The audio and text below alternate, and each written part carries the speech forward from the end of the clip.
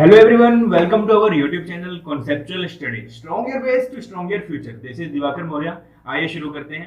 आप सभी की डिमांड पे हम लेकर आए हैं स्ट्रक्चर एंड काइंड्स ऑफ अनुमाना। मैंने कल टेलीग्राम पे एक पोल डाला था जिसमें आप सभी ने इस पे स्ट्रक्चर ऑफ अनुमान पे ज्यादा वोट दिए। एक था स्ट्रक्चर ऑफ अनुमान, दूसरा था जो अपने रिसर्च के प्रोसेस होते हैं वो, और थर्ड वन था जो था वो मॉडल्स ऑफ कम्युनिकेशन था। तो इस पे आप सभी के बहुत अच्छे वोट्स आए हैं, तो इसलिए पहले हम लोग ये वीडियो लेके आए हैं। इसके बाद हम लोग करेंगे मॉडल्स ऑफ कम्युनिकेशन के। चलिए स्टार्ट करते हैं। देखिए, स्ट्रक्चर ऑफ अनुमान और इन्फ्रेंस, अनुमान को ही हम लोग इन्फ्रेंस भी कहते हैं। ठीक है, हमें ना याद करनी पड़ेगी ये अपना लॉजिकल रीजनिंग के, देखो इंडियन लॉजिक में पार्ट आता है। हमें पहले पढ़ना पड़ेगा कि एक्चुअल में अनुमान क्या होता है। ठीक है, तो मैं आपको हल्का हल्का एक बार शुरुआत वाला जो बेसिक चीज है पहले वो बताऊंगा। देखिए, हमारा जो लॉजिकल रीजनिंग है ना, लॉजिकल रीजनिंग, देखिए लॉजिकल का मतलब क्या है। लॉजिकल और रीजनिंग दो वर्ड्स हैं। लॉजिक और रीजनिंग। रीजनिंग का मतलब होता है कुछ स्टेटमेंट्स। लाइक आपको कभी कोई स्टेटमेंट दी हुई है कि भैया आपसे ना हो पाएगा, ऐसा कहा हो आपसे ना हो पाएगा, ठीक है, आपके बस की बात नहीं है। आपके अगेंस्ट में कोई किसी ने स्टेटमेंट दे दी, अब वो जो भी स्टेटमेंट दी हुई है पर्टिकुलर, उसे आप गलत करना चाहेंगे, है ना।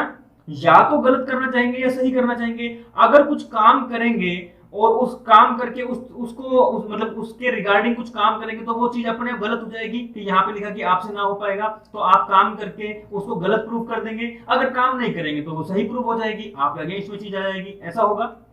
अब इसे गलत प्रूफ करने के लिए आपके पास कुछ लॉजिक्स होने चाहिए, कुछ आपके पास फैक्ट्स होने चाहिए, है ना। ये सब किसके बेस पे आएगी, आपके एजुकेशन के या और चीजों के। तो लॉजिक्स के या फैक्ट्स के बेस पे जब भी आप ऐसी स्टेटमेंट्स को प्रूव करना चाहते हैं, उसे क्या कहते हैं हम लोग, लॉजिकल रीजनिंग कहते हैं। क्या कहते हैं, लॉजिकल रीजनिंग कहते हैं। आई होप ये समझ में आया होगा। लॉजिकल रीजनिंग क्या है। लॉजिकल रीजनिंग में हमारे पास एक स्टेटमेंट है जिसे हमने प्रूव करना है कि वो सही है या गलत है।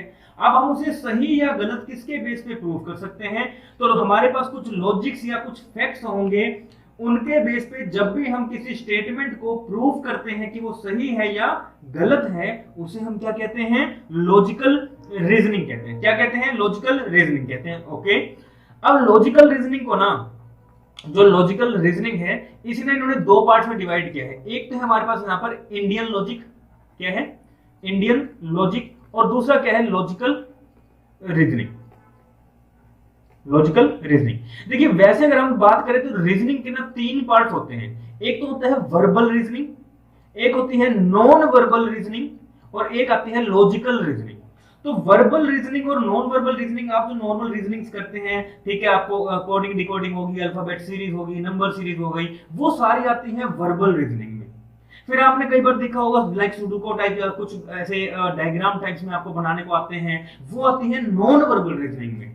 ठीक है, और बात करें लॉजिकल रीजनिंग की, तो लॉजिकल रीजनिंग में ये सारी चीजें आएंगी जो हम आगे पढ़ने वाले हैं। इसके ऊपर आपको प्रॉपर एक बहुत बड़ी वीडियो है, अप्रोक्स 3.5-4 घंटे की वीडियो है, रिवीजन वीडियो, जिसमें डिटेल वर्जन में, हालांकि ना वो सिर्फ नाम की रिवीजन वीडियो है।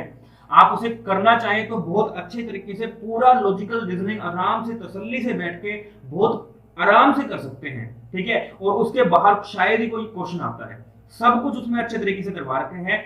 अब हम बात करते हैं यहाँ पर मेन चीज जो हमारा आज का टॉपिक है वो। ठीक है, तो लॉजिकल रीजनिंग में इन्होंने दो पार्ट्स में डिवाइड किया लॉजिकल रीजनिंग को, एक इंडियन लॉजिक में और एक लॉजिकल रीजनिंग में। ठीक है, तो देखिए इंडियन लॉजिक में हमारे पास ना कुछ हमारे पास लॉजिक्स थे। जिस तरह बात करें, हमने यहाँ पे बात करी अभी लॉजिकल रीजनिंग की, तो लॉजिकल रीजनिंग में हमारे पास कुछ लॉजिक्स हैं, कुछ फैक्ट्स हैं, है ना।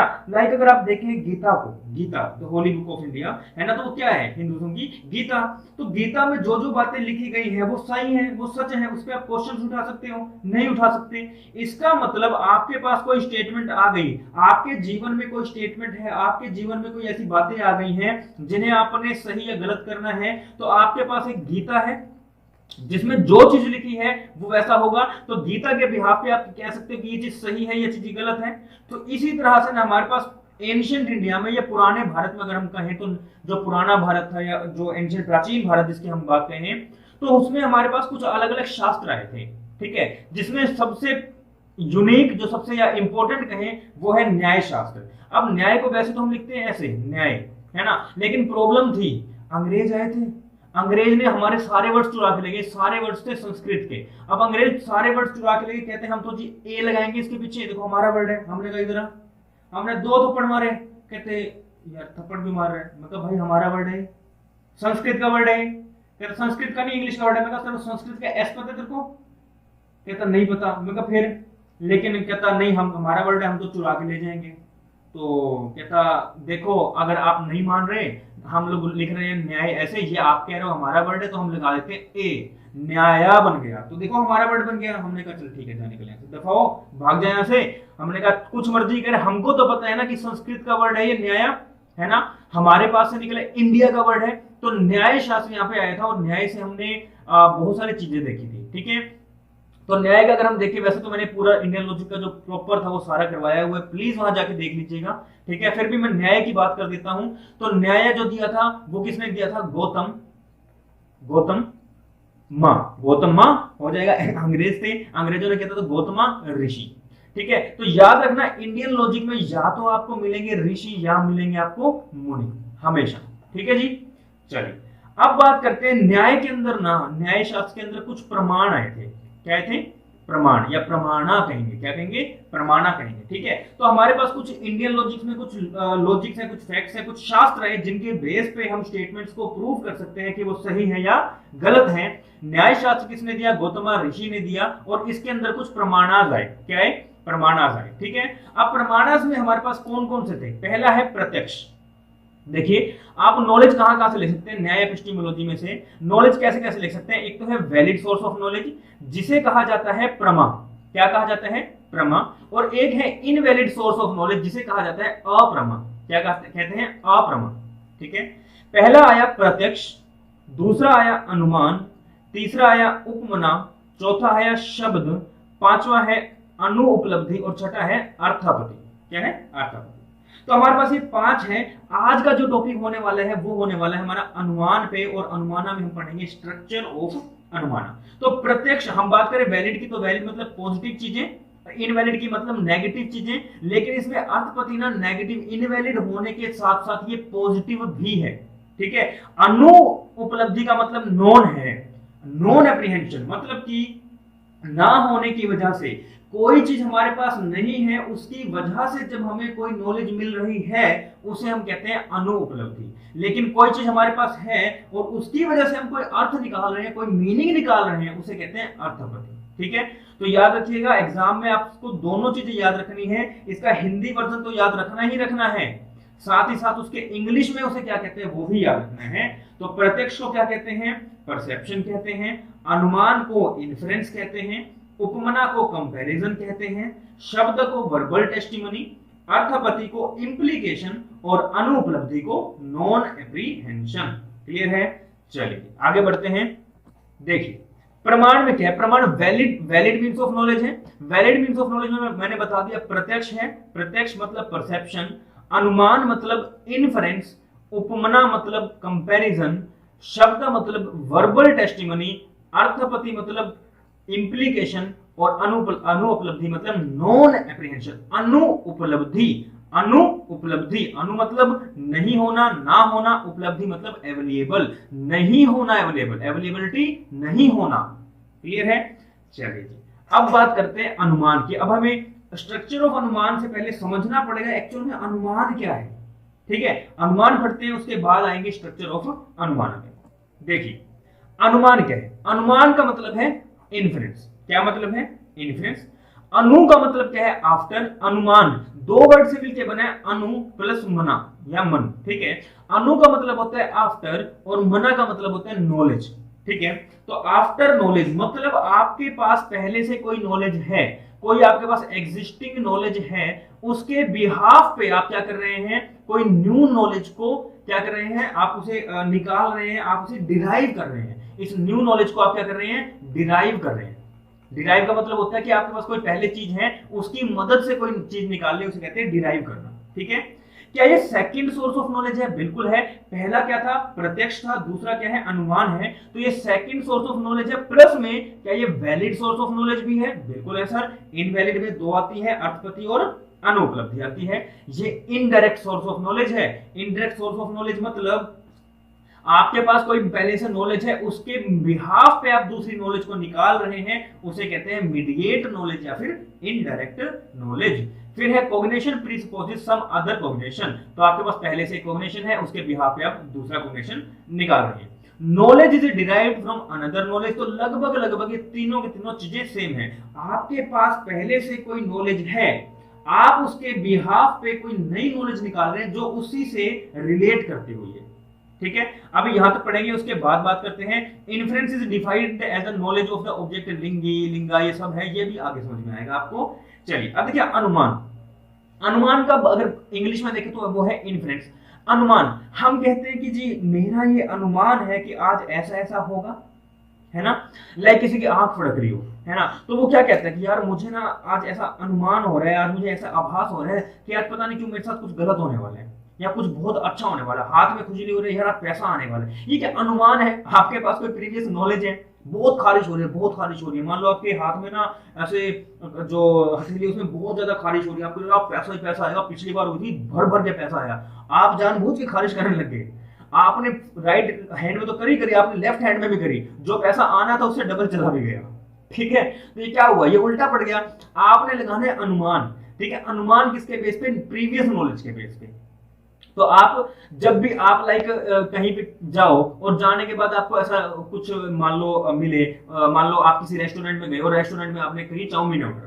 ठीक है, चाउमीन ऑर्डर करी और चाउमीन आप खाने लगे, तो आपके चाउमीन में एक कांच का टुकड़ा मिल गया। तो आप अनुमान लगाएंगे, आप दोबारा से उस रेस्टोरेंट में अगर कभी जाओगे तो उस चाउमीन को या जो भी आप प्रोडक्ट ऑर्डर करेंगे, जो भी आप फूड ऑर्डर करेंगे, क्या उसको आप बहुत बारीकी से देख देख के खाएंगे? लाइक अमरूद होता है, अमरूद में लगभग अमरूद में ऐसा होता है कि कीड़े से हल्के हल्के मिल जाते हैं। ठीक है, लाइक तो वही होता है ना, अमरूद में क्या होता है, कीड़े हल्के हल्के मिल जाते हैं। तो क्या होता है, आप जब नेक्स्ट अमरूद खाएंगे तो उसमें बहुत बारीकी से एक एक तोड़ के आराम से देख के खाएंगे कि यार सच में कहीं कीड़ा ना आ जाए, है ना। तो आप क्या लगा रहे हैं? अनुमान लगा रहे हैं कि पिछली बार जब मैंने अमरूद खाया था उसमें कीड़े निकले थे, इस बार अगर खा लो तो हो सकता है निकल जाए, क्वाइट पॉसिबल। अनुमान लगाना इसे कहते हैं अनुमान लगाना। जैसे यहां मैंने एग्जांपल लिखा थर्ड वेव ऑफ कोरोना, तो अभी अनुमान लग रहा था कि जो फोर्थ वेव ऑफ कोरोना है वो जून में आ जाएगा, लगभग 15-17 जून तक आ जाएगा, लेकिन अभी तक ऐसे कोई आसार तो दिख नहीं रहे, लेकिन सिर्फ और सिर्फ अनुमान था। बात करेंगे थर्ड वेव की, तो थर्ड वेव का अनुमान लगाया था और थर्ड वेव आई थी और बड़ी खतरनाक आई थी। सेकंड वेव का अनुमान लगाया था, सेकंड वेव बहुत खतरनाक आई, लोग इतने लोग वहां पे क्या नाम एक्सपायर हुए, है ना। तो क्या अनुमान लग रहा है, क्या एस्टिमेट लग रहा है ना। कोरोना आया, फिर सेकंड वेव आई, उसका अनुमान लगाया गया था, फिर थर्ड वेव का अनुमान लगाया, वो भी आई, अब फोर्थ वेव का अनुमान लगाया जा रहा है ना, मंकी पॉक्स का अनुमान लगाया जा रहा है। तो ये क्या अनुमान लगा रहे हैं हम लोग, सिर्फ और सिर्फ एक प्रिडिक्शन टाइप कर रहे हैं कि ऐसा ऐसा हो सकता है, एस्टिमेट लगा रहे हैं। ठीक है, इस पूरे चीज को कहते हैं अनुमान लगाना। ठीक है, अब बहुत बड़ा एग्जांपल है आपके पास, जैसे आप जब भी ब्लैक क्लाउड्स देखेंगे, काले काले बादल देखेंगे, तो आप कहेंगे यार काले बादल, जब इतने काले बादल आते हैं, तो हमने देखा था लास्ट टाइम भी जब इतने काले बादल आए तो बहुत तेज बारिश हुई थी, बहुत ज्यादा तेज बारिश हुई। आज देखो फिर से काले काले बादल आ रहे हैं, तो काले बादल आ रहे हैं तो बरसों रे मेघा मेघा होगा, मतलब बारिश होगी, बारिश होगी। तो जब जब काले बादल आएंगे तब तब बारिश होगी। आप ऐसा अनुमान लगाएंगे किसके बेस पे? आपके पास जो एग्जिस्टिंग नॉलेज थी उसके बेस पे आप ये अनुमान लगाएंगे कि फिर से बारिश हो सकती है। यस और नो? बिल्कुल सर, यस। तो आपने अनुमान लगाया कि जब मैंने लास्ट टाइम देखा तो काले बादल, बहुत ज्यादा काले बादल थे, उस वक्त भी बारिश हुई थी, उस वक्त साथ साथ हवा भी चल रही थी, तूफान आया था बहुत ज्यादा। अब फिर से इतने ज्यादा काले बादल हो रहे हैं, अब फिर से वही तूफान आ सकते हैं, फिर से बहुत ज्यादा बारिश हो सकती है, फिर से वही बहुत तेज हवाएं चल सकती हैं, है ना, चल सकती हैं, हो सकता है। क्या ये सब कुछ एस्टिमेट शो करते हैं, है ना। एस्टिमेट, क्या कंफर्मेशन शो हो रही है? नहीं सर, कंफर्मेशन शो नहीं हो रही, 100% की बात नहीं कर रहे हैं हम लोग, हम बात कर रहे हैं किसकी? एस्टिमेशन, किसकी? एस्टिमेशन की। तो ब्लैक क्लाउड्स हैं आपके पास, ब्लैक क्लाउड्स को हम लोग कहते हैं क्या? कोज। क्या कहते हैं? कोज। अभी अगर ये कोज हुआ तो ये क्या इफेक्ट होगा? बिल्कुल सर होगा। ब्लैक क्लाउड्स कोज है तो रेन क्या हुआ? इफेक्ट हुआ। हम लोग कोज को कहते हैं लिंगा। क्या कहते हैं? लिंगा। क्या कहते हैं? लिंगा कहते हैं, प्रोबेन कहते हैं और रीजन कहते हैं। रेन को या इफेक्ट को कहेंगे हम लोग लिंगी, प्रोबेंडम या फिर रिजल्ट। क्या कहेंगे? रिजल्ट। कोज को हम लोग एक नाम से और जानते हैं जिसका नाम क्या है? हेतु।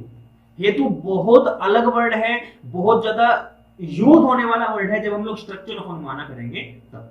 समझ में आई चीज? चलिए, तो क्या है हमने यहां देखा कि स्ट्रक्चर इसमें अनुमान में होता क्या? अनुमान में हमारे पास कुछ एग्जिस्टिंग नॉलेज होती है, ये एक तरह की इनडायरेक्ट नॉलेज है या मीडिएट नॉलेज है, जहां पे हमारे पास एग्जिस्टिंग नॉलेज के बेस पे हम लोग न्यू नॉलेज को क्या करेंगे? डिराइव करेंगे। क्या करेंगे? डिराइव करेंगे। अब यहाँ पे देखिए, मैंने यहाँ पे आपको 2-3 लाइंस छुड़वाई थी, तो लिखा हुआ है inference is defined as a knowledge of an object, जिसे क्या कहेंगे? लिंगी कहेंगे। Inference is defined as the knowledge of an object. हमारे पास कोई एग्जिस्टिंग नॉलेज है, उसके बेस पे हम कोई इन्फ्रेंस निकाल रहे हैं, अनुमान निकाल रहे हैं, उसे क्या कहेंगे? लिंगी कहेंगे। ये देखो, ये रहा लिंगी। हम लोग कोज के बेस पे इफेक्ट बता रहे हैं, एंड ये क्या होता है? कोज एंड इफेक्ट रिलेशनशिप होता है। और हमने रिसर्च में भी पढ़ा था, कोज एंड इफेक्ट रिलेशनशिप में हम लोग एक्सपेरिमेंटल रिसर्च मेथड्स का यूज करते हैं। बिल्कुल सर करते हैं। ये तो लिंक कर दिया आपने, बिल्कुल कर दिया। तो क्या है? Due to a previous knowledge of some sign और मार्क लिंगा। तो आप लोग क्या करते हैं? एक सेकंड, आप लोग क्या करते हैं? आप लोग लिंगा के बेस पे लिंगी को फाइंड आउट करते हैं। फिर है लिंगा इज ऑल्सो नोन एज हेतु कहते हैं, इसे रीजन भी कहते हैं और प्रोबेन भी कहते हैं। और अगर हम बात करें लिंगी की तो उसे प्रोबेंडम भी कहते हैं या फिर रिजल्ट भी कहते हैं। ओके, ठीक है। तो उसी तरह क्या है? एग्जांपल क्या है? थर्ड वेव ऑफ कोरोना है। ठीक है, चलिए अब बात करते हैं स्ट्रक्चर ऑफ अनुमान की। नहीं, एक चीज और रह गई आपकी यहाँ पर, क्लासिफिकेशन ऑफ अनुमान, जहां से आपको 100% क्वेश्चन आएगा ही आएगा। ठीक है, बार बार रिपीट होता है और एग्जैक्टली आता है, ज्यादा इसमें वो करते नहीं है चेंजेस, बिल्कुल सेम आता है। यहाँ से 100% क्वेश्चन देखने को मिलेगा ही मिलेगा। ठीक है, चलिए देखिए बात करते हैं। कह रहा on the basis of psychology के बेस पे स्वार्थ अनुमान। स्वार्थ अनुमान का मतलब होता है जब आप स्वार्थी हो जाते हैं, जब आप सिर्फ और सिर्फ अपने बारे में सोचते हैं। ओन कॉम्बिनेशन, जब सिर्फ और सिर्फ आप अपने बारे में सोचे। लाइक आपने अपने पेरेंट्स के पास गए और कहा कि पापा मम्मी मुझे ना गोवा घूमने जाना है अपने फ्रेंड्स के साथ। तो घर वाले कर देंगे मना, कहेंगे चुपचाप बैठ के पढ़ ले, बहुत मटर गश्ती होगी तेरी, बैठ के पढ़ ले। तो वो क्या पेरेंट्स अपनी जगह पे स्वार्थी हो रहे हैं कि भाई मैं मेरे बच्चे को नहीं भेजूंगा। बेशक वो अपनी जगह सही हो कि भाई हम उनको डर है, पॉजेसिव है, तो वो बेशक सही हो, लेकिन कहीं ना कहीं वो स्वार्थ दिखा रहे हैं, स्वार्थ अनुमान कर रहे हैं। अब स्वार्थ अनुमान क्या लगा रहे हैं कि अगर कल को हमने इसे भेज दिया तो अगर आज ये गोवा जाने की बात कर रहे हैं, कल ये अमेरिका जाने की बात करेगा, परसों तो हमसे दूर ही हो जाएगा, ऐसे करेगा वैसे। अनुमान लगा रहे हैं, अनुमान लगा रहे हैं, स्वार्थी अनुमान लगा रहे हैं। स्वार्थ अनुमान जब सिर्फ और सिर्फ अपने बारे में सोच रहे हैं। ठीक है, फिर आता है दूसरा प्रार्थ अनुमान। जब आपने कहा कि पापा मम्मी मुझे ना गोवा जाना है अपने फ्रेंड्स के साथ, तो पापा हाँ हाँ जाओ बेटा जाओ, कोई दिक्कत नहीं है, लो कितने पैसे चाहिए, डायरेक्ट ये बोल दे। आप कहोगे यार ये क्या हो गया, ये सच में मतलब मेरे घर वाले आज सूरज कहां से होगा, ऐसी सी बातें करोगे आप। कि प्रार्थ आपके बारे में, जब आपके अपने बारे में नहीं सोच रहे, अब वो आपके बारे में सोच रहे हैं। पहले वो अपने बारे में सोच रहे थे, उसे कहते हैं स्वार्थ अनुमान। फिर प्रार्थ अनुमान, अब वो सोच रहे हैं कि यार हाँ बढ़िया हमारा बच्चा बाहर जा रहा है, कुछ सीखेगा, दुनिया देखेगा, कुछ अच्छी अच्छी चीजें सीखेगा बाहर जाके, ठीक है, लोगों के साथ घुलने मिलेगा। तो क्या है, वो जब आप दूसरे के बारे में सोचते हैं, कन्विंस करते हैं किसी अदर को, आप दूसरे के बारे में जब अनुमान लगाते हैं, वो क्या कहते हैं, प्रार्थ अनुमान कहते हैं। ठीक है, फिर था ऑन द बेसिस ऑफ व्यक्ति। अब इसमें तीन आते हैं, पूर्वत इन्फ्रेंस, फिर है शेषवत इन्फ्रेंस, फिर है सामान्योदर्शिता इन्फ्रेंस। पहला है पूर्वत inference, effect is inferred from cause. मतलब क्या होगा, इफेक्ट जो है वो कहां से निकल रहा है, पहले कोज से। तो यहां पे पूर्वत में क्या होता है, पूर्व पहले क्या हुआ होगा, कोज हुआ होगा, उसके बिहाफ पे आप लोग इफेक्ट को फाइंड आउट करते हैं। अतीत काल, ध्यान है आप बचपन में करते थे पास्ट प्रेजेंट और फ्यूचर, वही चीज है हिंदी में करते थे। अतीत काल, भूतकाल, अतीत काल और भूतकाल सेम होते हैं, वर्तमान काल और भविष्य काल या अनंत काल वही चीजें हैं। तो अतीत काल पहले क्या कोई कोज हुआ होगा, उसके बेस पे आप लोग क्या कर रहे हैं, जो इफेक्ट है उसका अनुमान लगा रहे हैं। ठीक है, फिर है शेषवत। शेषवत मतलब शेष, कुछ बचा हुआ, कोई बची हुई चीज शेष। तो आपने क्या देखा, इफेक्ट देखा। आपने मान लो देखा सिर्फ बारिश, मतलब कीचड़ देखा, तो कीचड़ देखा, कीचड़ क्या है, सिर्फ शेष बची हुई चीज है। आपने कहा कि यार ये जो बचा जो ये कीचड़ है, इसके बेस पे आपने अनुमान लगाया कि यार शायद कल रात को बारिश हुई है, शायद कल रात को बारिश हुई है। तो पहले आपको क्या दिखा, इफेक्ट दिखा, उसके बेस पे आपने कोज को क्या किया, अनुमान लगाया, कोज का अनुमान लगाया। पूर्वत में आप कोज के बेस पे इफेक्ट का अनुमान लगाते हैं, शेषवत में आप इफेक्ट के बेस पे कोज का अनुमान लगाते हैं। ओके, इसे कहते हैं अनंत काल मतलब भविष्य काल। फिर है सामान्यदर्शिता, जब आप किसी चीज को जर्नलाइज कर देते हैं, जब किसी चीज को जर्नलाइज करते हैं, जो चीज जैसी है वैसी उसको अपना लिया, उसे कहते हैं वर्तमान काल, मतलब जो प्रेजेंट में जब चीजें हो रही हैं उसको आपने अपना लिया, उसे कहते हैं क्या, सामान्य दृश्यता। मतलब जो सामान्य हो रही है, जो आपके सामने जो दृश्य हो रहा है, सामान्य तो दृश्यता, सिमिलर दृश्य, सिमिलर सीन। ठीक है, फिर है इंडक्शन के बेस पे केवल न्याय, केवला, वैसे ये केवला न्याय होते हैं, यहाँ पे ऐसे गैप आएगा, यहाँ पे गैप आएगा। ठीक है, केवल केवल न्याय, न्याय मतलब कुछ जस्टिस, जस्टिस मतलब कुछ पॉजिटिव बात। जब आप सिर्फ और सिर्फ पॉजिटिव बात करें कि यार हाँ हम ऐसे से चलेंगे, ऐसे से काम करेंगे, ऐसे से यहाँ घूमेंगे, यहाँ खाना खाएंगे, वापस आ जाएंगे, ठीक है, ये तो कि आपने पॉजिटिव पॉजिटिव बात, इसे कहते हैं केवल न्याय, केवल न्याय बात करना, न्याय न्याय बात करना, पॉजिटिव पॉजिटिव बात करना। फिर केवल व्यतिरेकी, केवल व्यतिरेकी, जब आप नेगेटिव नेगेटिव बातें करें, झाड़ पर जाएंगे, वहां पे एक्सीडेंट हो गया तो, यार खाने को ना मिला तो, यार वहां से किसी ने निकाल दिया तो, यार पुलिस ने पकड़ लिया तो, यार पर मर गए तो, नेगेटिव नेगेटिव बात करें, इतना नेगेटिव कोई होता है यार? तो क्या है, सिर्फ और सिर्फ नेगेटिव बातें करना, उसे कहते हैं केवल न्याय।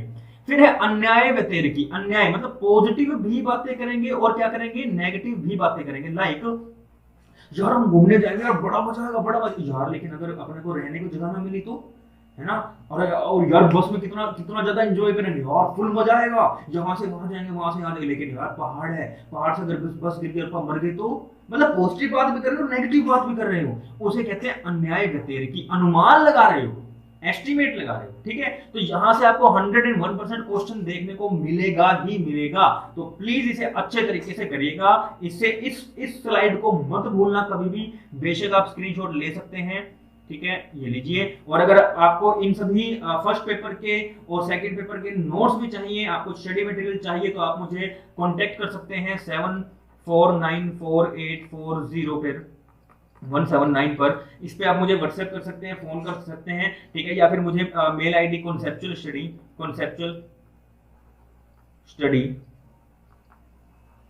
1211@gmail.com पर आप मुझे मेल भी कर सकते हैं कि हाँ हमें पेपर 1 एंड पेपर 2 कॉमर्स के नोट्स चाहिए, तो आपको ये प्रोवाइड करा दिए जाएंगे। ठीक है जी, चलिए अब आती है बात हमारे पास स्ट्रक्चर ऑफ अनुमान, जो आज का अपना बहुत इंपॉर्टेंट है। आई होप आपको अनुमान के बारे में बहुत अच्छे तरीके से चीज समझ में आ गई होगी, क्योंकि सबसे अगर इंपॉर्टेंट देखा जाए तो अनुमान ही सबसे ज्यादा इंपॉर्टेंट है हमारे पास, या फिर इसके अलावा प्रत्यक्ष भी इंपॉर्टेंट था। हालांकि न्यायशास्त्र में 6 के 6 इंपॉर्टेंट है, बट अगर बात करी जाए अपने एग्जाम पॉइंट ऑफ व्यू से तो अनुमान सबसे ज्यादा इंपॉर्टेंट हो जाता है। ठीक है, चलिए अब बढ़ते हैं आगे हमारे स्ट्रक्चर ऑफ अनुमान आगे।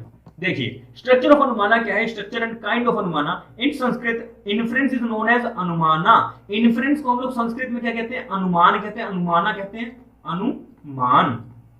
ठीक है, और इंग्लिश वाले तो आगे थे, वो गरीब अंग्रेज बेकार से, उनके एक वाला कीड़ा था, उनके धक्के से कीड़ा था ये वाला, चोरी कर करके ले गया था, हमारा वर्ड हमारा ना मारो तेरे कान के नीचे, ऐसा बोला हमने। ठीक है, पर anumana is the second source of valid knowledge है, बिल्कुल है। Anumana is a mediate and indirect source of knowledge है, बिल्कुल है। Inference is mediate and indirect है, बिल्कुल है। This is arranged through the medium of some mark which is called hetu. अब आप देखेंगे, अब ये पर देखेंगे, देखो ध्यान रखिएगा, यहां पे अपने पास में मानो अपने पास ना 3 स्टेटमेंट, जैसे आप इंग्लिश में पढ़ते थे, आपके पास इंग्लिश में कोई 3 आपके पास कोई स्टेटमेंट है या सेंटेंस है, उस सेंटेंस में क्या क्या होता है, पहले होता है सब्जेक्ट, क्या होता है सब्जेक्ट, फिर आते हैं आपके पास वर्ब, और उसके बाद आता है आपके पास ऑब्जेक्ट या फिर प्रेडिकेट। ऐसे होता है, इंग्लिश में हम लोग पढ़ते आए हैं। ठीक है, अच्छा अब हमारे पास ना इसी तरह से 3 टर्म्स आएंगी। कौन कौन सी 3 टर्म्स आएंगी? एक हो गया हमारे पास माइनर टर्म, एक होगी मेजर टर्म, और एक होगी मिडल टर्म। कौन सी? Middle term. ठीक है, अब देखिए हमारे पास में एक वैलिड स्ट्रक्चर होता है, कंफ्यूज मत होना, वैलिड फॉर्म होता है। ठीक है, वैलिड फॉर्म या वैलिड स्ट्रक्चर, कंफ्यूज मत होना, मैं सारी एक चीज बता रहा हूं, उसमें लिंक करूंगा अभी। वैलिड स्ट्रक्चर को कहते हैं पी और सी, मतलब प्रीमाइस एंड कंक्लूजन। जब हमारे पास 2 प्रीमाइस होंगे और एक कंक्लूजन होगा, उसे हम क्या कहेंगे, वैलिड स्ट्रक्चर कहेंगे। क्लियर है इतनी चीज? अब देखिए premise number 1, premise number 2 and conclusion. पहला प्रीमाइस ऑलवेज मेजर होना चाहिए वैलिड स्ट्रक्चर के लिए। ध्यान से सुनिए, पहला premise always valid, always major होना चाहिए वैलिड स्ट्रक्चर के लिए। सेकंड प्रीमाइस मेजर भी हो सकता है और माइनर भी हो सकता है, नो प्रॉब्लम, ठीक है। अब इसमें हमारे पास चीजें आती हैं क्या, यहां पे हमारे पास कुछ आएगा पहले सब्जेक्ट, यहां पे भी आएगा सब्जेक्ट, और यहां पर कंक्लूजन में भी आएगा कुछ सब्जेक्ट, यस और नो, बिल्कुल सर यस। फिर उसके बाद कुछ वर्ब आएगी और वर्ब को हम लोग यहां पे कहते हैं कोपुला, क्या कहते हैं, कोपुला, यहां पे भी कोपुला, ठीक है। उसके बाद हमारे पास कुछ आएगा प्रेडिकेट, यहां पर भी आएगा प्रेडिकेट, और यहां पर भी आएगा क्या, प्रेडिकेट, क्लियर। अब ध्यान से देखिए, मैंने क्या बताया कि हमारे पास पीपीसी होना चाहिए, क्या होना चाहिए, पीपीसी होना चाहिए, प्रीमाइस 1, प्रीमाइस 2 और एक कंक्लूजन होना चाहिए। प्रीमाइस 1 में सब्जेक्ट, कोपुला और प्रेडिकेट होगा, ये देखो सब्जेक्ट, वर्ब और ऑब्जेक्ट या प्रेडिकेट, ये देखो ये आ रहा, सब कुछ सेम है। फिर सेकंड प्रीमाइस में भी सब्जेक्ट, कोपुला और प्रेडिकेट होना चाहिए, मतलब होगा, और कंक्लूजन में भी सब्जेक्ट, कोपुला और प्रेडिकेट होगा, ओके। वैलिड स्ट्रक्चर के लिए पहला प्रीमाइस हमेशा हमारे पास कैसा होगा, मेजर होगा। पहला प्रीमाइस की बात कर रहा हूं, इसकी प्रीमाइस की बात कर रहा हूं। फर्स्ट प्रीमाइस हमेशा मेजर होना चाहिए, सेकंड प्रीमाइस मेजर और माइनर कोई भी हो सकता है, ठीक है। अब मान लो ये यहां पे लिखा हुआ है 1 और यहां पे भी लिखा हुआ है 1, तो क्या देख सकते हैं दोनों प्रीमाइस में 1 और 1 सिमिलर है, कॉमन आ रहे हैं, एक ही टर्म आ रही है, 1 यहां पर भी आ रहा है, 1 यहां पर भी आ रहा है, इसे हम लोग कहते हैं क्या, कॉमन टर्म या फिर मिडल टर्म, ठीक है, कॉमन टर्म या फिर मिडल टर्म कहते हैं, ओके। फिर बात करते हैं, ये तो होगा प्रीमाइस की, अब बात करते हैं कंक्लूजन के सब्जेक्ट की और कंक्लूजन के प्रेडिकेट की, कंक्लूजन के सब्जेक्ट की और कंक्लूजन के प्रेडिकेट की। तो कंक्लूजन का सब्जेक्ट, कंक्लूजन के सब्जेक्ट देखो, पहले आता है माइनर चीज, फिर आती है बड़ी चीज, पहले बच्चा छोटा होता है उसके बाद बड़ा होता है ना। तो कंक्लूजन में बच्चा कौन है, माइनर टर्म सब्जेक्ट होगा, सब्जेक्ट क्या होगा हमारे पास, माइनर टर्म होगा, और प्रेडिकेट क्या होगा हमारे पास, मेजर टर्म होगा। ये मेजर टर्म और मेजर माइनर टर्म है, ये मेजर प्रीमाइस और माइनर प्रीमाइस है, समझ में आया। माइनर टर्म और मेजर माइनर प्रीमाइस में कंफ्यूज मत होना, माइनर टर्म अलग चीज है, माइनर टर्म या मेजर टर्म ये पूरा है, ये पूरा है मेजर टर्म, लेकिन मेजर सॉरी मेजर प्रीमाइस है, ये पूरी की पूरी क्या है, मेजर प्रीमाइस है। और मेजर टर्म की बात करें तो मेजर टर्म ये सिर्फ और सिर्फ एक वर्ड है, समझ में आया, ठीक है जी। माइनर टर्म हमेशा मिलेगा माइनर प्रीमाइस में, ध्यान सुनिएगा, माइनर टर्म हमेशा मिलेगा माइनर प्रीमाइस में, और मेजर टर्म हमेशा मिलेगा मेजर प्रीमाइस में। और मेजर प्रीमाइस कौन सी, प्रीमाइस नंबर 1। अब आपको समझाते हैं इसको एक एग्जांपल के थ्रू, देखिए लिखा हुआ है ऑल एनिमल्स, अच्छा ये वैलिड है कि नहीं, वैलिड है सर, वैलिड है, क्योंकि यहाँ पर पीपीसी है, एक प्रीमाइस, दूसरी प्रीमाइस और एक कंक्लूजन है, बिल्कुल है। All animals are dangerous, all tigers are dangerous, therefore all tigers are dangerous, okay। therefore को मतलब यहाँ पे हमारा कुछ नहीं, बस एक कंक्लूजन के लिए हम लोग यहाँ पर लिखते हैं, ठीक है। देखो एनिमल यहाँ पर भी आ रहा है और एनिमल यहाँ पर भी आ रहा है, इसका मतलब क्या है, ये दोनों के दोनों सिमिलर हैं, कॉमन टर्म है, और इसे हम क्या कहेंगे, मिडल टर्म कहेंगे या फिर कॉमन टर्म कहेंगे, बिल्कुल कहेंगे, ओके। अब therefore all tigers are dangerous, अब देखिए बन कैसे रहे, all animals are dangerous, all animals are dangerous, ठीक है। all tigers are animals, all tigers are animals, तो एक दूसरे के अंदर बन रहे हैं, इसका मतलब यहीं से डायग्राम से, इसे वेन डायग्राम कहते हैं, सिलोगिज्म कहते हैं, यहीं से हमें पता लग जाएगा कि जो हमारा स्ट्रक्चर है वो वैलिड स्ट्रक्चर है या नहीं, ठीक है। कई बार क्या होगा, ऐसा बनेगा, ऐसा बनेगा, तो ये आपका कभी भी वैलिड स्ट्रक्चर नहीं होगा, क्लियर है। चलिए अब देखो, अपन ने कॉमन टर्म की या मिडिल टर्म की बात कर ली है, अब बात करते हैं माइनर और मेजर टर्म की। तो कंक्लूजन का subject is called minor term और कंक्लूजन का predicate is called major term. अब देखिए माइनर टर्म क्या है, टाइगर्स है, माइनर टर्म क्या, माइनर प्रीमाइस में मिलना चाहिए, और माइनर प्रीमाइस कौन सी, प्रीमाइस नंबर 2, देखो टाइगर यहां मिल रहा है, बिल्कुल मिल रहा है।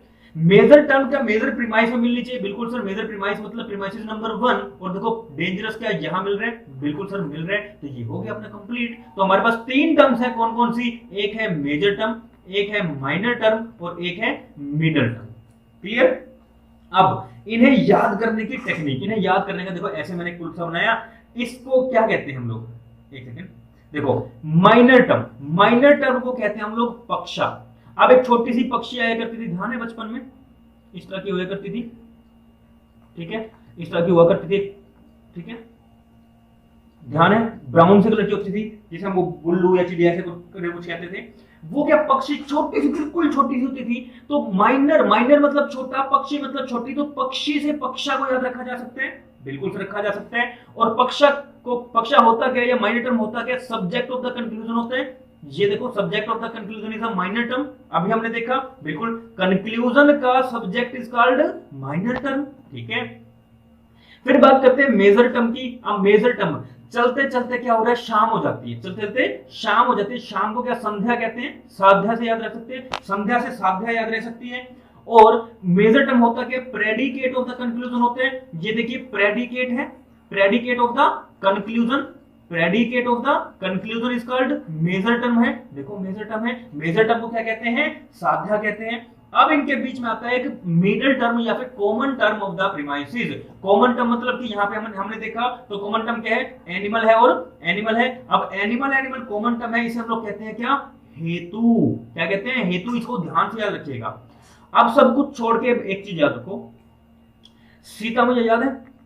सीता मैया को जो वानर सेना थी, श्री राम की सेना थी, वो इस तरफ से इस तरफ से इस तरफ बचाने गए थे, ठीक है। किसके द्वारा? एक सेतु पुल बनाया था, सेतु पुल। सेतु पुल से याद रखना है हेतु।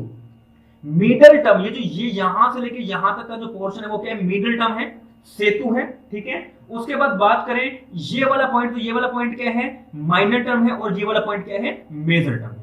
क्लियर इतनी चीज? तो हमने यहां पे चीजें देख ली, क्या क्या देखा? पक्षा होता है माइनर टर्म, साध्या होती है क्या? Major term. और हमने सेतु पुल से याद रखना है मिडल टर्म। हेतु सेतु, सेतु हेतु, ठीक है। अब ये सेतु हेतु को ना ऐसे मत करना यार, क्या बकवास है। इसी से रिलेट करता हुआ ना अब इनका रिलेशनशिप बताऊंगा। जैसे आपके और आपके फादर के बीच में कुछ रिलेशन होगा, फादर और डॉटर का, या फादर और सन का रिलेशन। मदर और आपके बीच में होगा तो मदर एंड डॉटर का या सन का रिलेशन होगा। इसी तरह से ना इन तीनों के आपस में कुछ रिलेशन है, कुछ रिलेशन है। उन रिलेशंस को हमने पढ़ना है, उन रिलेशंस को हमने जानना है। तो उससे पहले मैं एक बार फिर से रिवाइज करा दूं कि माइनर टर्म को कहते हैं पक्ष, छोटी चीज से याद रखना है, पक्षी से याद रखना है पक्षा। मेजर टर्म होती है बड़ी, साध्या। हेतु, सेतु से याद रखना है हेतु, मिडल टर्म। तो यहां से चले थे वानर सेना, चलते चलते चलते चलते शाम हो गई, साध्या हो गई, ठीक है। बीच में आया क्या? हेतु, सेतु पुल आया, सेतु से याद रखना है हेतु। और चले कहां से थे? छोटी जगह से चले थे, माइनर प्लेस से चले थे, जिसे कहते हैं सब्जेक्ट ऑफ द कंक्लूजन। शाम हो गई, मेजर हो गया, तो predicate of the conclusion. Conclusion ऐसे है, सब्जेक्ट पहले आएगा, फिर कोपुला, फिर प्रेडिकेट। तो चलना यहां से है, यहां से चलते चलते यहां पहुंचना है, तो ये क्या हुआ? Minor term. और ये क्या हुआ? Major term. और जो बीच वाली चीज है वो क्या हुई अपने पास? कोपला हुई। और जो दोनों में, दोनों प्रीमाइस में जो कॉमन टर्म आएगा, कुछ भी हो सकता है, वो क्या हुआ अपने पास? मिडल टर्म या हेतु से कहा जाएगा। क्लियर है? चलिए अब बात करते हैं इसके रिलेशंस की। क्या? इनके रिलेशन की। ध्यान सुनिए, पक्षा मतलब माइनर टर्म, माइनर टर्म मतलब पक्षा, माइनर टर्म। और उसके बाद मेजर टर्म मतलब साध्या। माइनर टर्म और मेजर टर्म के रिलेशन को क्या कहा जाता है? प्रमासा कहा जाता है। क्या कहा जाता है? प्रमासा कहा जाता है। क्लियर है? ओके। अब माइनर टर्म और middle term, minor term and middle term, ध्यान सुनिएगा।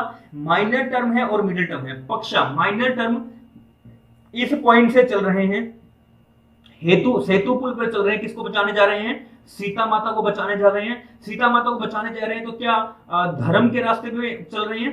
धर्म के रास्ते पे चल रहे हैं। तो किसका पक्ष ले रहे हैं? पक्ष ले रहे हैं, किसका? धर्म का पक्ष ले रहे हैं। और सीता माता को बचाने जा रहे हैं, तो पक्ष धर्माता। याद हो गया? अच्छा था, अच्छी ट्रिक थी ये। तो पक्ष धर्माता, किसका पक्ष ले रहे हैं? धर्म का पक्ष ले रहे हैं। किसका पक्ष ले रहे हैं? धर्म का पक्ष ले रहे हैं। और उसको सेतु पुल से बचाने जा रहे हैं। किसको? माता को, सीता माता को बचाने जा रहे हैं। तो हेतु और हेतु या लिंगा के रिलेशन, इसके पक्षा के रिलेशन को क्या कहते हैं, पक्ष धर्माता कहते हैं। याद रहेगी चीज, ओके। माइनर और मेजर टर्म के रिलेशन को प्रमासा कहते हैं, ओके।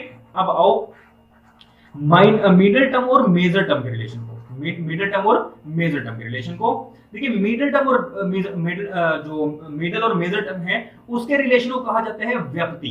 क्या कहा जाता है, व्यक्ति। अभी हमने व्यक्ति भी पढ़ा था और व्यक्ति में हमने अनुमान के अंदर पढ़ा था, जो हमने देखा कि उसके कुछ काइंड्स हैं, ध्यान आया। व्यक्ति के बेस पे पूर्ववत, शेषवत और सामान्य दृश्यता था, ध्यान आया। पूर्व कोज के पहले हम लोग कोज के बिहाफ पे इफेक्ट देखेंगे, फिर उसका शेषवत में इफेक्ट के बेस पे कोज देखेंगे, और सामान्य दृश्यता में जो चीज जनरलाइज है, जो चीज वर्तमान प्रेजेंट में चल रही है, उसे हम लोग अडॉप्ट कर लेंगे। ये चीज थी।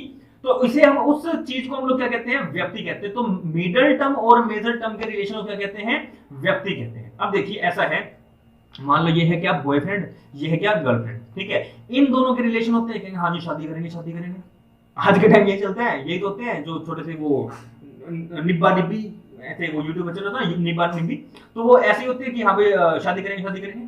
लेकिन अगर इनकी शादी नहीं होती तो वो उनका जो रिलेशनशिप होता है वो झूठा करार हो जाता है, इसमें कुछ ना कुछ फॉल्सपन आ जाता है।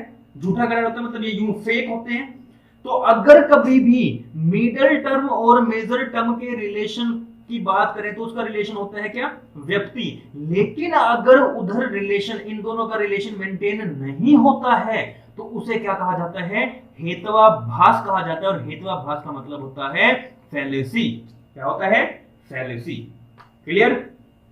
तो ध्यान रखिएगा, तीन टर्म है हमारे पास, माइनर टर्म, मेजर टर्म और मिडिल टर्म। माइनर टर्म और मेजर टर्म के रिलेशन को कहा जाता है प्रमासा। माइनर टर्म और मिडिल टर्म के रिलेशन को कहा जाता है पक्षधर्माता। मिडिल टर्म और मेजर टर्म के रिलेशन को कहा जाता है व्यक्ति। और अगर व्यक्ति प्रेजेंट नहीं होती है, मतलब कि मिडिल टर्म और मेजर टर्म के बीच में रिलेशन नहीं होता है, तो वो कैसा होता है, वो उसे क्या कहा जाता है, हेत्वाभास कहा जाता है। लाइक यहाँ पे इन दोनों के बीच का, ये मान लो ये लड़का है, ये लड़का है, और ये क्या है, लड़की है, गर्ल है। अगर ये से वादा कर रहे हैं, ये से वादा करें कि हाँ भाई हम लोग अच्छे रिलेशन रहेंगे, ये वो, लेकिन ऊपर से करें कि हाँ ठीक है हम लोग रिलेशनशिप में आते हैं, लेकिन इनको पता है अंदर से कि ना ऐसा कुछ नहीं, शादी नहीं करनी, बकवास कर रहे हैं, फेक बनती है।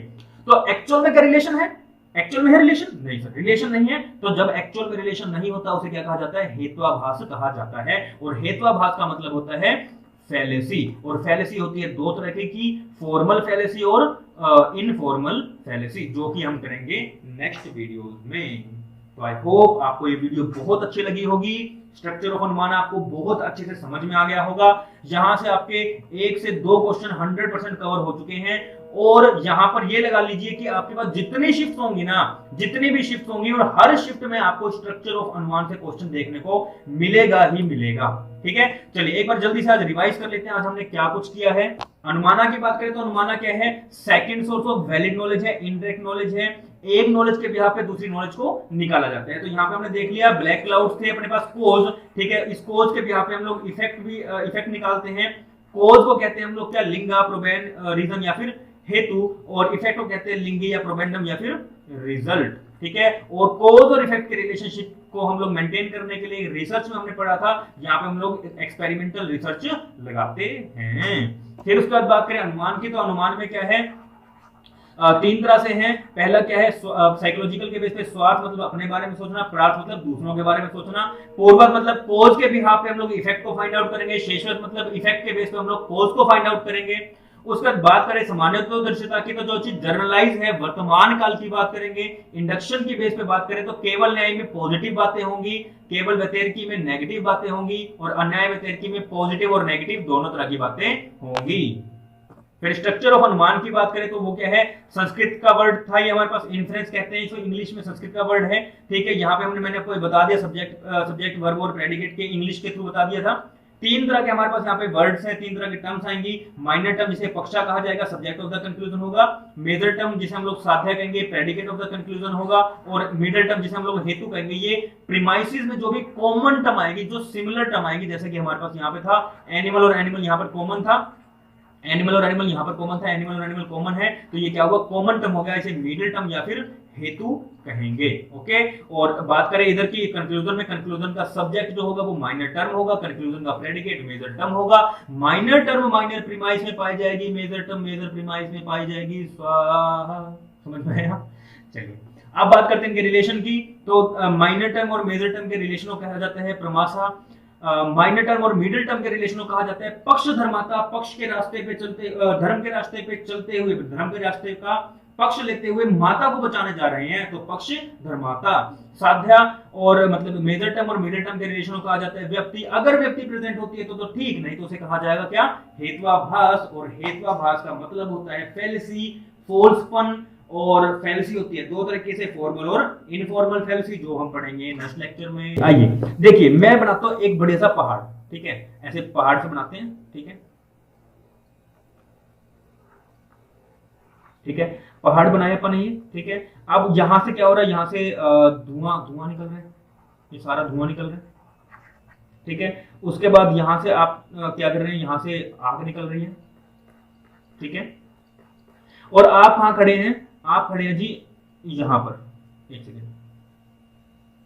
यहां पर आप खड़े हैं, ठीक है। आप सबसे पहले आपकी नजर यहां पड़ेगी कि यहां पड़ेगी, सर यहां पड़ेगी। कभी भी अगर आप घर की छत पे खड़े और कहीं पे आग लग रही है तो आपको आग नहीं दिखेगी, आपको धुआं दिखता है, आपको धुआं दिखता है। याद रखिएगा, यहां पर ना हमारे पास हमारी बड़ी चीजें होती है, लाइक आपका फोन है, आपका फोन है और आपके फोन का कवर है। आपका फोन बड़ा है कि आपके फोन का कवर बड़ा है, सर अमाउंट में तो फोन बड़ा है, लेकिन वैसे देखें तो फोन का कवर बड़ा है। मतलब डीप सोचना, मतलब फोन बड़ा होते हुए भी कवर के सामने छोटा है। कवर बड़ा है तभी तो फोन उसके अंदर आ रहा है ना। अगर इन दोनों के बीच में आप एक नोट फंसा दो तो तभी तो फंसेगा ना। अगर एक चीज बड़ी होगी और एक चीज छोटी होगी तो तभी तो फंसेगा ना। तो हुआ क्या, फोन बड़ा होते हुए भी छोटा है और जो कवर है, फोन का कवर है, वो छोटा होते हुए भी कैसा है, बड़ा है ना। तो फोन क्या है, बड़ा है लेकिन फिर भी छोटा है, कवर क्या है, छोटा है लेकिन फिर भी बड़ा है। उसी तरह से पहाड़ की बात करें तो पहाड़ में आग लगी है, पहाड़ क्या है, बड़े बड़े हैं, लेकिन हम इसे कहेंगे क्या, माइनर टर्म। क्या आग के सामने कुछ है, आग लगने पे सारे पहाड़ जल सकते हैं, बिल्कुल जल सकते हैं। आग, आपने कभी देखा पहाड़ देख रहे हैं बहुत सारे लोग, ओ देखो पहाड़ पहाड़ पहाड़ पहाड़, ऐसे कभी करते हैं, बहुत रेयर, बहुत रेयर। बस पहाड़ को देखा, हाँ मजा आ गया। लेकिन कहीं आग लगी है तो देखो लोग कैसे भागते, आग आग आग, बचाओ बचाओ आग। छोटी सी चीज लग रही है लेकिन है क्या, बड़ी चीज, मतलब मेजर टर्म है। और मेजर टर्म आपको दिखी कैसे, मेजर और माइनर टर्म के बीच में एक चीज है क्या, मिडल टर्म। और मिडल टर्म क्या है, ये धुआं है। मिडल टर्म क्या है, ये धुआं है, ठीक है। तो माइनर टर्म और मेजर टर्म के बीच में क्या एग्जिस्ट कर रही है, मिडल टर्म एग्जिस्ट कर रही है। तो साथ वाली चीज से ही जो भी हमने किया उसी चीज से ये रिलेट हो रही थी, इसलिए मैंने अभी साथ साथ करवा दिया। नेक्स्ट लेक्चर में नहीं मिला, इसी लेक्चर में मिल गया, ठीक है। चलिए देखिए, यहां पे ना ये सीक्वेंस आपसे पूछी जाएगी। यहां से आपको सीक्वेंस में भी क्वेश्चन पूछ सकते हैं, मैथ की फॉलोइंग में पूछ सकते हैं। 100% हर शिफ्ट में क्वेश्चन देखने को मिलेगा, हर शिफ्ट में मिलेगा, ठीक है। देखिए होता क्या है, अब मान लो आप, एक तो आप खड़े और एक आपका फ्रेंड खड़ा है, एक आप खड़े और एक आपका फ्रेंड खड़ा है। आप कह रहे हो देखो देख देख देख यार आग लगी, आग आग आग। वो कहेगा तेरे को क्या पता आग लगी है, वो यही कहेगा ना, तेरे को क्या पता आग लगी है। आपने पहले कहा क्या, this hill has fire, this hill has fire. तो आपने क्या एक प्रतिज्ञा दे दी, प्रतिज्ञा कहते हैं, प्रतिज्ञा प्रतिज्ञा। फिर वो पूछेगा यार तेरे को क्या पता आग लगी, ये तो सब धुआं धुआं दिख रहा है। आप कहोगे कि भैया मेरी बात सुन, जहां जहां पे ना आग होती है वहीं वहीं धुआं होता है, बिकॉज इट हैज स्मोक, क्योंकि मैंने ये धुआं देखा है और धुआं वहीं उठता है जहां पर आग लगी हो। यार समझा नहीं मैं, कोई बात नहीं, मैंने समझाने के बेस पे हेतु तो दे ही दिया, ठीक है। फिर वो क्या करेगा, एक उदाहरण देगा कि हमारे ना गांव में ऐसे लगा था या कहीं ऐसे आग लगी थी, तो उसने क्या हुआ था, like whatever has smoke has fire. For example oven का है, मान लो आपने आपके पड़ोस में के घर में ना कोई ओवन में केक बनाना था और वो केक बेचारा बना तो है नहीं, जल भुन के ऐसे राख हो गया, तो आग से लगी मतलब धुआं सा हो गया, जल गया। तो जहां चीज जल गई, आग लग गई, वहां पे धुआं उठेगा। तो आप क्या करोगे, एक एग्जांपल दोगे, एक एग्जांपल दोगे, एक उदाहरण दोगे, उदाहरण दे दिया। अब उदाहरण देने के बाद आपका जो ये करंट सिनेरियो है, ये जो करंट सिनेरियो चल रही है, करंट सिचुएशन चल रही है, इस करंट सिचुएशन को अपने जो प्रीवियस एग्जांपल आपने लिया कि हाँ भाई ओवन में ऐसे हुआ था या कहीं पे आग लगी थी और वहां पे आग लगने पे धुआं भी उठा था, तो क्या उस सिचुएशन को और इस सिचुएशन को आप एसोसिएट कर देंगे एक दूसरे के साथ, ऐसा मर्ज करके, या एक मर्ज नहीं कहूंगा, यहाँ पे एक दूसरे के साथ रिलेट करके चीजों को समझाने की कोशिश करोगे अपने इस भाई बंधु को, दोस्त को, तो कहोगे, इसे कहोगे क्या, उपनन्य। और इसके बिहाफ उसे समझ में आ जाएगा और वो उसके बाद क्या कंक्लूजन निकलेगा, दिस हिल हैज फायर, इसका मतलब सच में इस पहाड़ में आग लगी हुई है, और इस कंक्लूजन को क्या कहते हैं, निगमन कहते हैं। समझ में आया? तो पहले आप क्या कहेंगे, प्रतिजना देंगे, द हिल हैज फायर, फिर आप हेतु करेंगे बिकॉज इट हैज स्मोक, फिर उदाहरण एग्जांपल देंगे, whatever has smoke has fire, जहां जहां आग लगती है वहां पर, जहां जहां पे धुआं होगा वहां पे फायर भी होगा। और उसके बाद स्मोक है which is invariably associated with fire. देखिए, इनवेरिएबली एसोसिएटेड, वेरिएबल मतलब होता है चेंज होना, इनवेरिएबल मतलब होता है चेंज नहीं होना। क्या आग जहां लगेगी वहां पे धुआं नहीं होगा, हमेशा होगा। इसका मतलब ये दोनों के दोनों अनचेंजेबल है, दूसरे से अलग हो सकते हैं, डिटैच हो सकते हैं, कभी नहीं हो सकते। इसलिए यहाँ पे इनवेरिएबली एसोसिएट लिखा गया है, वेरिएबली एसोसिएट नहीं लिखा गया। और ये वाली स्टेटमेंट बहुत बार पूछी जाती है, इंपॉर्टेंट है, ठीक है। उसके बाद लास्ट क्या है, कंक्लूजन निकाल देंगे, this hill has fire, therefore this hill has fire, इसे क्या कहेंगे, निगमन कहेंगे। अब आपसे क्वेश्चन यहाँ पे कैसे पूछेगा, ये सीरीज दे देगा आपको, इसको आप एक तो सीक्वेंस में लगाओ, फिर या तो ये दे देगा, अकेले ये वर्ड्स दे देगा, प्रतिजना, हेतु, उदाहरण, उपनन्य और निगमन, ये दे देगा, या ये भी दे देगा और ये भी दे देगा, और इन दोनों के आपस में मैच दी फॉलोइंग करने हैं। तो 3 से 4 तरीके से आपके पास यहाँ पे क्वेश्चन आ सकता है, और यहाँ पे 100% क्वेश्चन आएगा, हर शिफ्ट में लगभग देखने को मिलेगा।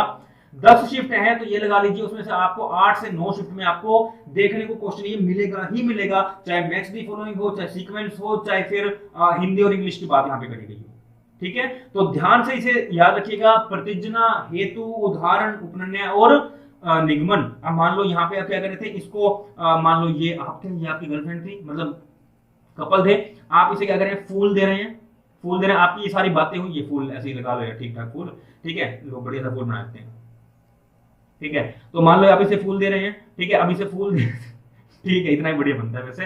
तो ये अब मान लो फूल दे रहे हैं, तो इस फूल, जब ये सब देखा तो इसकी ना नाक में धुआं घुस गया, तो ये कहती है फूल। अब ये किसका कहना चाहिए, क्या, फूल, लेकिन कह रही है फून, फून, इसके नाक में धुआं घुस गया लड़की के, तो कह रहा फून, वो कह रहा है फून नहीं होता, फूल होता है, नहीं नहीं फून, फून, अरे मैं फून ही बोल रही हूँ, वो फूल बोल पागल, है ना, ऐसे ऐसे करेगा, ठीक है। तो ये क्या है, फूल, मतलब फूल से याद रखना है फून, PHUUN, पी मतलब प्रतिजना, हेतु, उदाहरण, पहले उदाहरण देंगे, उस उदाहरण के, उस एग्जांपल के बेस पे आप चीजों को एसोसिएट करेंगे, और लास्ट में जाके क्या करेंगे, आप लोग इसे कंक्लूड करेंगे, जिसे क्या कहा जाता है, निगमन कहा जाता है। समझ में आया? चलिए, वीडियो कैसी लगी प्लीज कमेंट करके जरूर बताइएगा, और अगर अभी तक आपने चैनल को सब्सक्राइब नहीं किया तो चैनल को सब्सक्राइब कर लीजिएगा। ज्वाइन कर सकते हैं आप लोग हमें टेलीग्राम ग्रुप पे, जहां पे आपको रेगुलर नोटिफिकेशन मिल जाती हैं, ठीक है, कॉन्सेप्चुअल स्टडी नेम से हैं, इस तरह का लोगो आपको देखने को वहां मिल जाएगा, ठीक है। और कैसी लगी वीडियो प्लीज फीडबैक आप जरूर दीजिएगा। और ये वीडियो आपके रिवीजन पर्पस के लिए थी, बहुत अच्छी, बहुत डिटेल में थी, 100% यहाँ से क्वेश्चन मिलेगा ही मिलेगा। तो प्लीज अपने फ्रेंड्स के साथ, अपने जो भी कलीग्स हैं उनके साथ शेयर करिए, और वीडियो को लाइक करो अगर अच्छी लगी, कोई प्रॉब्लम नहीं है, अगर अच्छी नहीं लगी तो डिसलाइक भी कर दो, दिक्कत नहीं है, ठीक है। चलिए, कमेंट करके जरूर बताइएगा। अब मिलेंगे नेक्स्ट लेक्चर में, तब तक के लिए थैंक यू वेरी मच।